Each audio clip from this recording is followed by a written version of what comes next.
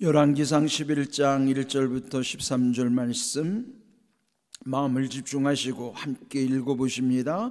솔로몬 왕이 바로의 딸 외에 이방의 많은 여인을 사랑하였으니 곧 모압과 암몬과 에돔과 시돈과 헷 여인이라. 여호와께서 일찍이 이 여러 백성에 대하여 이스라엘 자손에게 말씀하시기를 너희는 그들과 서로 통혼하지 말며 그들도 너희와 서로 통혼하게 하지 말라. 그들이 반드시 너희의 마음을 돌려 그들의 신들을 따르게 하리라 하셨으나 솔로몬이 그들을 사랑하였더라. 왕은 후궁이 700명이요 첩이 300명이라. 그의 여인들이 왕의 마음을 돌아서게 하였더라. 솔로몬의 나이가 많을 때에 그의 여인들이 그의 마음을 돌려 다른 신들을 따르게 하였으므로 왕의 마음이 그의 아버지 다윗의 마음과 같지 아니하여 그의 하나님 여호와 앞에 온전하지 못하였으니 이는 시돈 사람의 여신 아스다롯을 따르고 암몬 사람의 가증한 밀곰을 따름이라. 솔로몬이 여호와의 눈 앞에서 악을 행하여 그의 아버지 다윗이 여호와를 온전히 따름같이 따르지 아니하고 모압에 가증한 근모스를 위하여 예루살렘 앞 산에 산당을 지었고 또 암몬 자손의 가증한 몰록을 위하여 그와 같이 하였으며 그가 또 그의 이방 여인들을 위하여 다 그와 같이 한지라. 그들이 자기의 신들에게 분향하며 제사하였더라. 솔로몬이 마음을 돌려 이스라엘의 하나님 여호와를 떠나므로 여호와께서 그에게 진노하시니라. 여호와께서 일찍이 두 번이나 그에게 나타나시고 이 일에 대하여 명령하사 다른 신을 따르지 말라 하셨으나 그가 여호와의 명령을 지키지 않았으므로 여호와께서 솔로몬에게 말씀하시되 네게 이러한 일이 있었고 또 네가 내 언약과 내가 네게 명령한 법도를 지키지 아니하였으니 내가 반드시 이 나라를 네게서 빼앗아 네 신하에게 주리라. 그러나 네 아버지 다윗을 위하여 네 세대에는 이 일을 행하지 아니하고 네 아들의 손에서 빼앗으려니와 오직 내가 이 나라를 다 빼앗지 아니하고 내 종 다윗과 내가 택한 예루살렘을 위하여 한 지파를 네 아들에게 주리라 하셨더라. 아멘. 열왕기상 11장은 솔로몬의 타락, 솔로몬 왕의 타락과 그의 죽음에 관한 기록입니다. 솔로몬은 처음은 참 얼마나 본받을 만하고 훌륭했고 좋았던가. 그렇지만은 그의 말로는 아름답지 못했어요. 우리 흔히 용두삼이라는 말을 많이 쓰잖아요. 용의 머리로 시작해서 뱀의 꼬리로 끝난다는 것처럼 이렇게 우리 인생에 보면은 갈수록 잘 되는 사람이 있는가 하면은 또 잘 되는 것을 끝까지 유지하는 사람도 있습니다. 그러나 처음에는 잘 됐다가 나중에는 망하는 사람이 있어요. 그런 사람들은 참 안타깝죠. 대체로 우리 주변에 유명한 사람들 중에 그 공든탑이 무너지는 결과를 보는 것이 얼마나 안타깝습니까? 그런데 솔로몬이야말로 그 대표적인 인물이라고 할 수 있습니다. 왜 솔로몬이 그렇게 하나님이 최고의 지혜를 주시고 최고의 명성을 주셨음에도 불구하고 하나님이 주시는 은혜와 복을 온전히 감당하지 못하고 무너졌을까? 이것을 우리는 정말로 교훈 삼아야 되고요, 타산지석 또는 반면교사로 삼아야 되는 말씀이에요. 솔로몬이 무너졌다면은 우리 같은 사람들은 무너지는 것은 너무너무 쉬운 일이에요. 그래서 우리는 자만해서는 안 되고 이 솔로몬의 이 마지막 모습 속에서 우리 인생은 비록 솔로몬보다는 한없이 부족하더라도 그러나 점점 더 나은 삶, 우리 전에도 같이 말씀을 나눈 것처럼 하나님의 은혜와 복은 이전보다도 이후의 주심이 더 크고요, 이 땅에서보다도 천국에서 예비하심이 훨씬 더 큽니다. 네, 그런 것을 믿고 살아갈 때에 우리는 솔로몬처럼 무너지는 인생이 아니라 더욱 귀히 세워지는 인생이 될 수 있다는 사실이죠.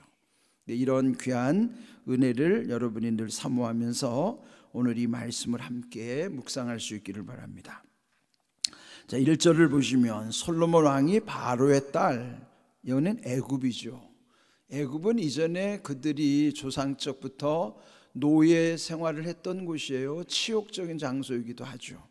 그런데 이 솔로몬은 애굽과 화친을 맺고자 바로의 딸과 결혼을 했다 하는 거예요. 그 모습도 얼마나 추한 모습입니까?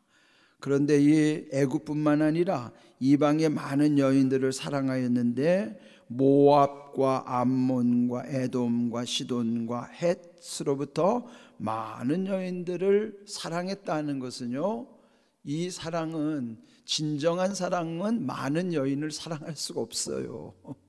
그렇지 않겠어요? 많은 여인을 사랑했다는 것은 그건 참사랑일 수가 없죠. 그거는 성적인 타락일 수밖에 없고, 집착하는 사랑, 욕망적인 사랑일 수밖에 없어요. 쾌락지향적인 사랑. 그러니 솔로몬이 왜 무너졌는가를 이미 우리는 여기서부터 알 수 있어요. 여러분, 이 가정이라고 하는 것은 한 남자와 한 여인의 정말 친밀한 사랑으로부터 시작이 된 것이 순수함이지, 이렇게 솔로몬이 수많은 여인들을 사랑했다고 하는 것이 얼마나 잘못된 것인가. 그런데 이 일에 대해서는 2절에 보시는 대로 이미 일찍이 하나님께서 금했던 사항이에요.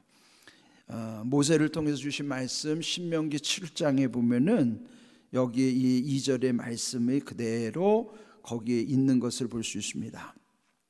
일찍이 하나님 뭐라고 말씀하셨는가 하면은 이 여러 백성에 대하여 이스라엘 자손에게 말씀하시기를 너희는 그들과, 즉 이방과 통혼하지 말라며, 서로 결혼하면 안 된다. 또 그들도 너희와 서로 통혼하게 하지 말라. 왜 그랬을까요?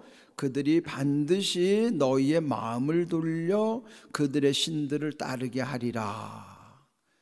그러니까 통혼을 하게 되면, 여러분 우리 요즘도 그렇잖아요. 함께 신앙이 맞을 때 참 결혼도 아름다운데, 만약에 서로 종교가 다르다든지 그러면은 참 부딪히는 게 많고 불편하죠. 그런데 여기서 경고하시는 것처럼 반드시 그 잘못된 결혼으로 인하여 마음을 돌려서 그 배우자의 신을 따르게 될 것이다 하는 거예요. 근데 이런 경고를 무시하고 3절 솔로몬은 후궁이 700 첩이 300, 그러면 1000명의 여인과 사랑한다는 것이 이게 제정신입니까? 그러니까 솔로몬이 얼마나 타락의 극치를 달리고 있는가를 알 수 있죠.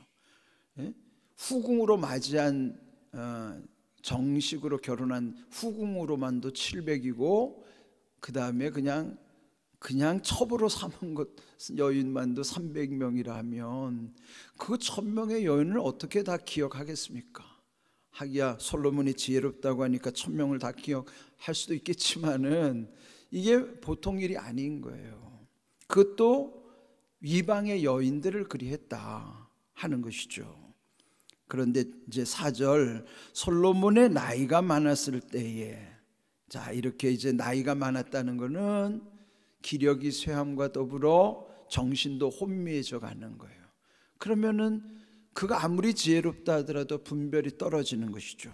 그러면은 그때 그의 여인들이 그의 마음을 돌려, 솔로몬의 마음을 돌려서 다른 신들을 따르게 하였으므로 왕의 마음이 그의 아버지 다윗의 마음과 같지 아니하여 그의 하나님 여호와 앞에서 온전하지 못하였다. 당연하죠. 이게 어떻게 온전해질 수 있겠습니까? 아버지 다윗은 하나님이 인정하신 거예요. 아버지 다윗은 온전했다 하는 것인데 아들 솔로몬은 그러하지 못했다 하는 것이죠. 근데 여기서 계속 반복되는 말씀이 마음을 돌린다는 거예요. 그는 2절에도 또 3절 4절 또 마침내 9절에도 보면은 마음을 돌렸다는 거예요.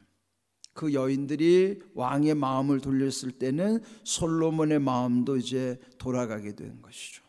그 마음이 돌아갔다는 것은 마음이 기울었다 하는 거예요. 그러면 이제 걷잡을 수 없잖아요. 이제 이렇게 된 상황에서 결국은 5절 시돈의 여신 아스다롯, 암몬에 가증한 밀곰, 또 7절에는 모압에 가증한 그모스, 또 암몬에 가증한 몰록. 완전히 우상백화점이잖아요. 자, 온갖 우상단지들이 다 몰려 들어왔는데 나이가 많아 분별이 없으니 그저 여러 신들에게 자기도 가서 함께 제사를 드리는 거죠. 이게 얼마나 하나님이 보실 때 정말로 이게 진노하실 일이겠습니까? 자, 9절 솔로몬이 마음을 돌려, 계속 마음을 돌린다는 말. 결국 솔로몬도 마음을 돌아서서 이스라엘 하나님 여호와를 떠남으로 하나님을 떠났다는 거죠. 여호와께서 그에게 진노하시니라. 하나님이 진노하시면서 여호와께서 일찍이 2번이나 그에게 나타나시고, 이미 앞에서 본 대로 3장에서 1000번제를 드렸을 때 꿈에 나타나셔서 지혜를 주시겠다고 약속하셨고, 9절에는 성전을 건축한 다음에 기도했을 때 또 하나님이 나타나셨어요. 여러분, 평생에 하나님을 경험한다는 것, 우리는 이렇게 말씀 속에서 하나님을 경험하는 것은 우리가 오늘 일상적인 일이지만은 말씀이 이렇게 우리처럼 주어지기 전에는 하나님을 경험하는 것은 이렇게 실제로 꿈에서 하나님이 나타나시거나 정말 현현하신다는 것, 하나님을 직접 경험한다는 사실은 이거는 놀라운 일이에요. 솔로몬에게는 2번씩이나 그렇게 하나님이 나타나 주셨다는 것은 하나님이 솔로몬을 각별히 여겨주셨고 하나님이 솔로몬에게 얼마나 큰 은혜를 주셨는가. 그렇다면 솔로몬은요, 하나님께 받은 은혜와 복이 헤아릴 수 없는 거죠. 역사상 최고의 하나님이 주시는 은혜와 복을 누린 인물은 솔로몬이에요. 이미 앞서서 언급된 것처럼 이전에도 없었고 이후에도 없을 것이라고 했으니 전무후무한 은혜와 복을 경험한 사람이 솔로몬이잖아요. 그런데도 결국은 하나님을 떠났다? 그러면 이건 아무것도 아닌 거예요, 인생이. 그래서 결국 그가 전도서 1장 2절에서 고백하는 대로 전도자가 이르되 헛되고 헛되며 헛되고 헛되니 모든 것이 헛되도다. 그 자기 인생의 결론이에요, 그게. 하나님을 떠난 인생은요, 결국은 이 헛됨이 반복되어 모든 것이 헛되더라고 결론을 지을 수밖에 없는 것이죠. 참 안타깝죠. 자, 그러면서 10절 이 일에 대하여 명령하사 다른 신을 따르지 말라 하셨으나 그가 여호와의 명령을 지키지 않았다. 그는 뭐예요? 불순종의 결과로 그리 되었다 하는 것입니다. 이 불순종, 그 말은 그것은 말씀에 대한, 언약에 대한 불순종이죠. 여호와께서 솔로몬에게 말씀하시되 내게 이러한 일이 있었고 또 네가 내 언약과 내가 네게 명령한 법들을 지키지 아니하였으니, 이게 뭐예요? 불순종의 결과로 내가 반드시 이 나라를 네게서 빼앗아 네 신하에게 주리라. 그래서 결국은 그 솔로몬의 그 하나님을 떠나는 사건으로 말미암아 나라가 찢어지는 거예요. 분열이 되는 거예요. 그런데 그나마 긍휼을 베풀어 주셔서 솔로몬 때에는 그리하지 않겠다는 거예요. 12절 그 까닭은 내 아버지 다윗을 위하여, 그 아버지 다윗을 인하여 너의 시대에는 나라를 이렇게 분열시키지 않겠지만은 너의 아들 때에 가서는 그 나라가 나뉘어질 것이다. 그래서 그 아들 솔로몬의 아들 르호보암 때에 북왕국은 여로보암이라는 사람이, 남왕국은 아들 르호보암이 그것도 여기 13절에 보면 한 지파, 즉 유다 지파를 아들에게 줄 것이다. 그러니까 얼마나 여러분 이게 안타까운 일이에요. 솔로몬의 시대가 그 이스라엘의 역사에서 가장 융성하던 시대, 번영을 이루었던 시대. 그 아버지 다윗 때는 얼마나 많은 고난이 있었어요.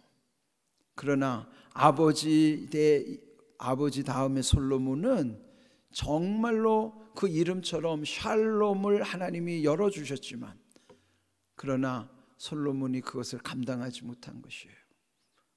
그렇지만은 아버지 다윗을 생각해서 솔로몬에게는 여전히 은혜를 베푸셔서 당대의 나라가 분열되지는 않지만 후대의 나라가 분열될 것이라. 자, 여기서 우리가 뭘 알 수 있어요? 아버지 덕분에 솔로몬이 이렇게 누리는데 솔로몬 때문에 아들은 망하는 거예요. 이게 무슨 뜻일까요? 우리가 지금 잘 되는 것이 우리가 잘해서 되는 게 아니라 이전에 우리의 조상들이, 우리의 선배들이 기도해놓은 결과, 그 열매를 지금 우리가 먹는 거예요. 다윗이 뿌려놓은 열매를 솔로몬이 먹었지만은 솔로몬이 뿌려놓은 열매를 아들 때 르호보암이 그 쓴 열매를 먹듯이, 그렇다면 오늘 우리가 이 시대의 부요함이나 우리가 지금 잘된 것이 우리가 잘한 게 아니에요. 우리의 조상들이, 우리의 선배들이, 우리의 신앙의 선조들이 얼마나 여러분 굶주림 가운데 부르짖어 하나님께 기도한 결과겠습니까? 근데 지금 우리는 조금씩 이제 정신이 몽롱해져 가잖아요. 요즘에 신앙을 우리 돌이켜 보세요. 그럼 다음 세대들이 어떻게 될까요? 이거 우리 걱정해야 됩니다. 다음 세대들이 잘못되는 것은 우리 탓이라 말이에요. 우리가 잘된 것은 선대들 덕분이지만은 후대가 잘못되는 것은 우리 때문일 수 있다는 사실이에요. 이거 우리 정신 차려야 되는 것입니다. 솔로몬의 이 모습, 무너지는 모습 속에서 우리가 정말로 경각심을 삼아야 되는 거예요. 그래서 오늘 제목이 결국 마음이 여호와를 떠나면 인생은 무너질 수밖에 없고 망할 수밖에 없어요. 그렇다면 우리의 마음을 빼앗는 요소들이 뭘까요? 자, 요한일서 2장 16절 우리 함께 읽어보십니다. 이는 세상에 있는 모든 것이 육신의 정욕과 안목의 정욕과 이생의 자랑이니 다 아버지께로부터 온 것이 아니요 세상으로부터 온 것이라 그랬어요. 아버지께로부터 온 것이 위로부터 주시는 온갖 좋은 은사와 온전한 선물이에요. 그러면 그거 의지하고 살면은 부족함이 없겠지요. 그런데 이런 세상으로부터 온 것이, 이것이 우리를 무너지게 하는 것이고 우리의 마음을 자꾸 헷갈리게 하고 우리의 시선을 딴 데로 자꾸 돌리게 하는 유혹이에요. 이게 세 가지를 요한 사도는 강조했어요. 첫 번째가 육신의 정욕입니다. 그는 뭐예요? 몸으로 죄짓는 게 육신의 정욕이에요. 안목의 정욕은 뭐예요? 눈으로 죄짓는 거예요. 이생의 자랑은 뭐예요? 자랑이 뭘로 합니까? 입으로 하는 거지. 입으로 죄짓는 거예요. 예? 여러분, 우리는요 육신의 정욕 몸으로 죄짓고, 안목의 정욕 눈으로 죄짓고, 이생의 자랑 입으로 죄짓고. 그래서 어떤 종교개혁자 또 신학자들이 말하기를 우리의 몸은 온통 죄를 만들어내는, 죄를 생산해내는 죄의 공장이라고 표현할 만큼 일리가 있습니다. 우리의 몸은요 하나님을 떠나는 순간에 뭔가 죄를 만들어내는 죄의 공장이에요. 이런 우리의 모습 속에서 무슨 소망이 있겠어요? 우리에게 소망은 오직 하나님께만 있는 것입니다. 우리의 자신을 늘 돌이켜야 돼요. 육신의 정욕, 안목의 정욕, 이생의 자랑, 여러분 이거 조심해야 된다고요. 우리의 마음을 흔들어 놓는 것이고 우리의 눈길을 빼앗는 것이에요. 요한 사도가 우리에게 또 경계하게 하시는 말씀처럼 육신의 정욕, 안목의 정욕, 이생의 자랑, 이거 조심해야 됩니다. 우리 주변에 지금 이런 요소들이 얼마나 지금 많은지 몰라요. 텔레비전 틀면 거기에 나와요. 유튜브 보면 거기에도 있어요. 지금 우리의 눈이 닿는 곳에 온갖 이런 것이에요. 눈이 닿는 곳마다 안목의 정욕으로 그냥 내 몸에서 들끓는 이 욕망들, 또 서로 만나면 자기 과시하느라고 자기 자랑하느라고 입으로 죄짓고 남을 비방하고 하는 이런 온갖 입으로 죄짓는 현상들, 이거 여러분 그냥 쉽게 생각하면 안 됩니다. 심각해졌어요. 솔로몬이 무너졌으면 우리도 무너질 수밖에 없는 어리석은 인생임을 인정하고 살아야 돼요. 더욱 하나님을 의지하는 겸손한 믿음 가운데 하나님이 주시는 지혜와 하나님이 주시는 은혜 안에서 우리는 말씀대로 이루시는 은혜와 복을 날마다 평생 더불어 함께 체험하고 간증하고 누리기 위해서는 오직 하나님 의지하며 주님 붙잡고 살아야 되는 거예요. 이런 귀한 은혜가 우리들 삶 속에 늘 함께 하시기를 주님의 이름으로 축복합니다. 아멘.